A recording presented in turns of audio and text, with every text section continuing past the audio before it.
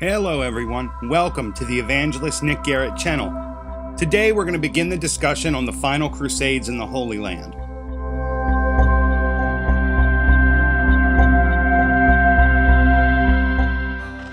The rise of the Mamluks was a remarkable shift.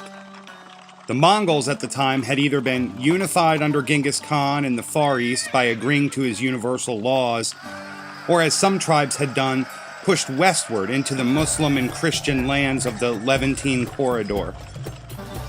Some desired to reclaim lands that had historically been theirs prior to Islamic invasion, or to establish new settlements under independent Mongolian rule.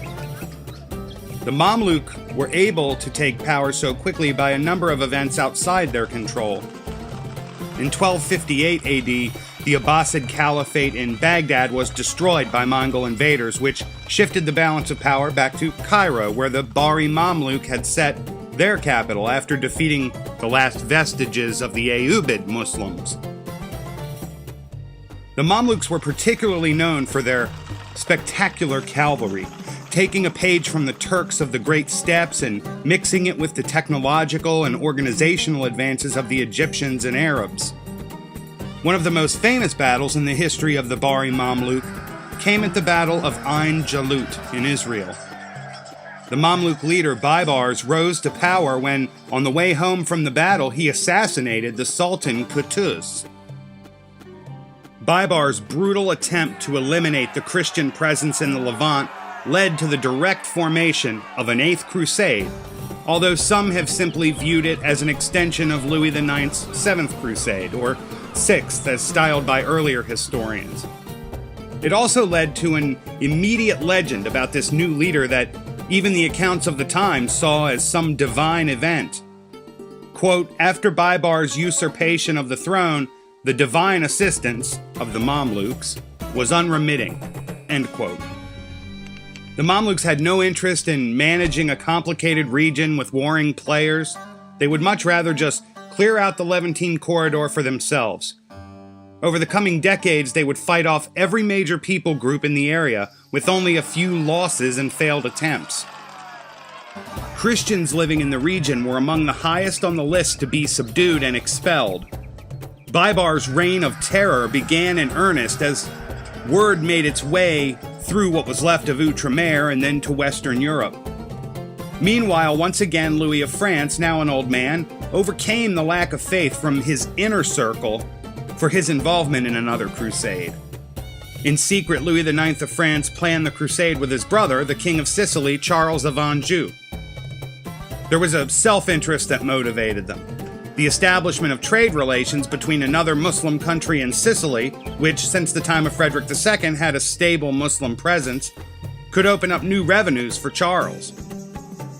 Yet there also seemed to be a general awareness that the Crusader spirit was dead in Western Europe, something it would take a great deal of to fight the Mamluk. Moreover, why would the Crusaders want to spill blood when the Mamluk seemed willing on their own to clear out the Seljuk Turks, the Arabs, and every other group of enemies the Christians ever had? The drawback to inaction, of course, was the fall of the Crusader states, one after the other.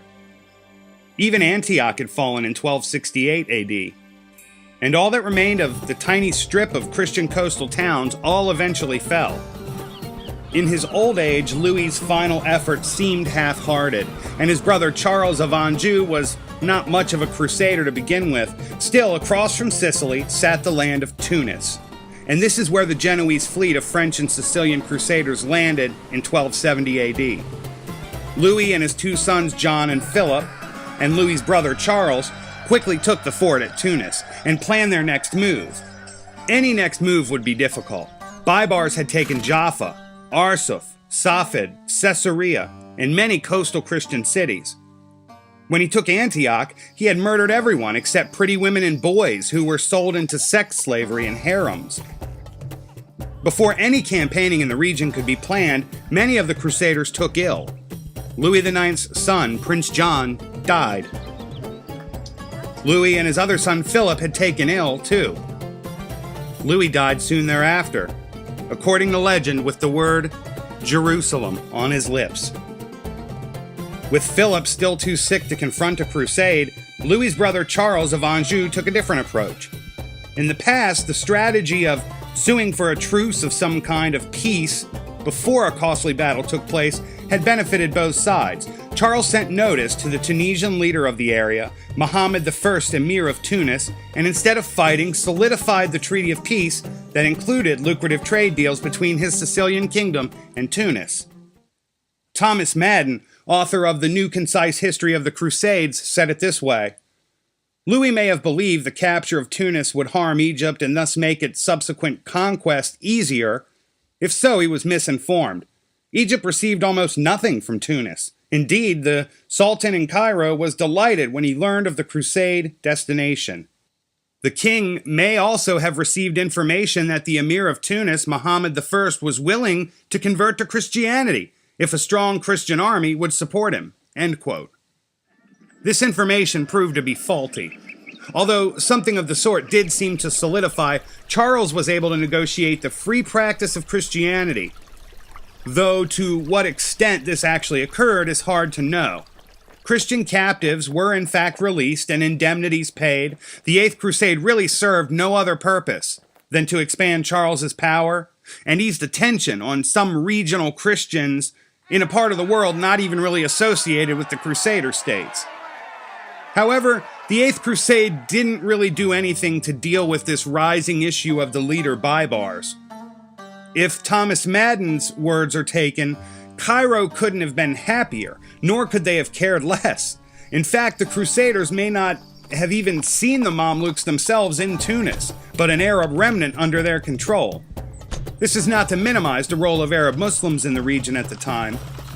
Muslims and Christians were fighting with a fervor unlike had ever been seen. Not only was the violence really unprecedented, Baibars seemed to enjoy the killing and bragged as he informed others of his escapades. Meanwhile, Prince Edward I of England had intended to answer the call and land in Tunis while Louis and his brother were still organizing, but showed up too late to be of any effect for the 8th Crusade. Moreover, Edward's force was small and would likely not have changed the potential in Tunis. Yet, there was still this problem of Baibars, who seemed unstoppable. We'll learn more about him in the next video. Thank you for listening, and I look forward to talking to you next time when we wrap up the period of the Holy Land Crusades. Talk to you later.